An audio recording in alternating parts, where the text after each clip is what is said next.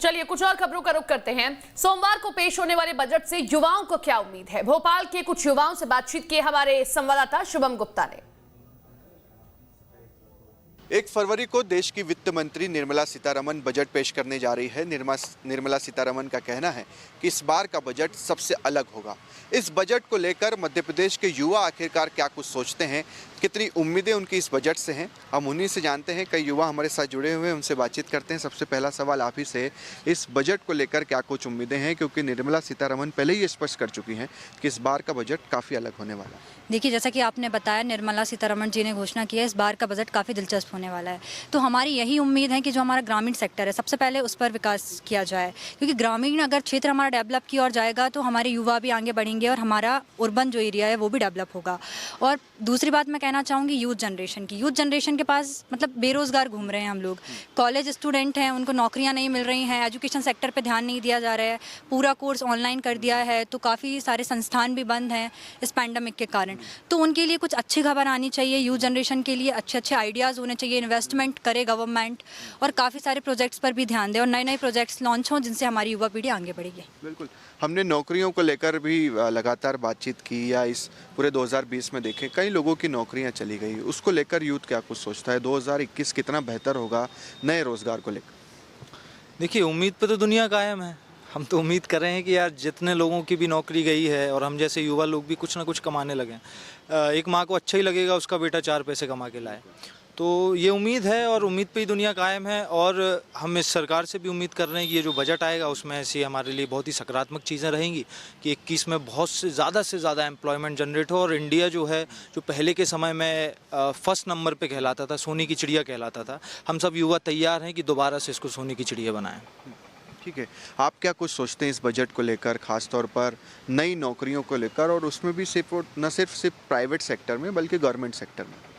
देखिए, government sector ये तो समझ में आता है कि सब प्राइवेटाइजेशन की तरफ बढ़ रहा है, देश रेलवे में भी जा रहा है। तो ये है कि स्टार्टअप्स की अब बात करते हैं, क्योंकि नौकरी अब है नहीं, तो स्टार्टअप्स के लिए गवर्नमेंट ने जब तक जो योजनाएं चलाई हैं, स्किल इंडिया वगैरह, उसमें फंडिंग में और प्रभावी ढंग से हो, जब लोन वाले स्टेज पे अगर पहुँचे तो वो ईजीली अवेलेबल हो, तो इस चीज़ पर सरकार अगर ध्यान दे तो काफ़ी अच्छा होगा। इजीली लोन की बात ये कर रहे हैं और सरकार इसको लेकर अलग अलग तरह की योजना भी चला रही है कि आप अगर अपना स्टार्टअप शुरू करने चाहते हैं, क्या कुछ परेशानी आई इसमें युवाओं?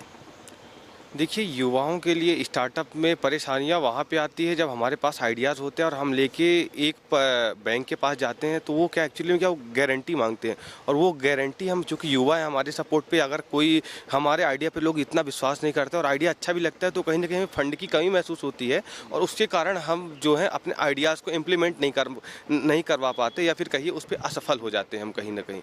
तो मैं इस बार का जो बजट आने वाला है 1 फरवरी को आएगा, तो उसमें उम्मीद यही रहेगी कि जिसके लिए जो भी हम जैसे युवाओं के लिए जैसे अपना स्टार्टअप करेंगे, अभी हम यहाँ से पास आउट होंगे, उसके बाद हम बेहतर ये रहेगा कि किसी के यहाँ नौकरी करने से अच्छा है कि स्किल अपनी खुद का अपना स्टार्टअप डालें। उसके लिए जो फंड्स हैं, तो हम सरकार जो रूल्स एंड रेगुलेशंस हैं लोन्स देने में, हम लोग को फंड देने में, उस पर थोड़ा सा और ढिलाई करे और उसको और सरल बनाए। इस वक्त देश की सबसे बड़ी कोई समस्या है तो वो रोज़गार। हाँ, सही बोल रहे हैं, पर जैसा कि मैंने आज ही न्यूज़ में पढ़ा था कि रोज़गार आ तो रहे हैं, डेवलप हो रहे हैं, मतलब उद्योग बढ़ रहे हैं, रोज़गार बन रहा है, पर रोज़गारी उतनी ही बढ़ती जा रही है। तो मेरा ये कहना है कि आप सिर्फ जो नया बजट आ रहा है तो उसको सिर्फ लेके नहीं है, उसका पालन भी करें। जैसे रोज़गार बढ़ रहा है तो नौकरियां मिले, उसका लाभ मिले आज के युवा पीढ़ी को। अब हम लोग ये निकलेंगे तो रोज़गार तलाश करेंगे, अगर नहीं मिलता है तो फिर या तो हम खुद का छोटा मोटा धंधा करते हैं या तो फिर हम घर में बैठ जाते हैं हार मान करके। क्या उम्मीद कर रहे हैं सरकार के इस नए बजट से?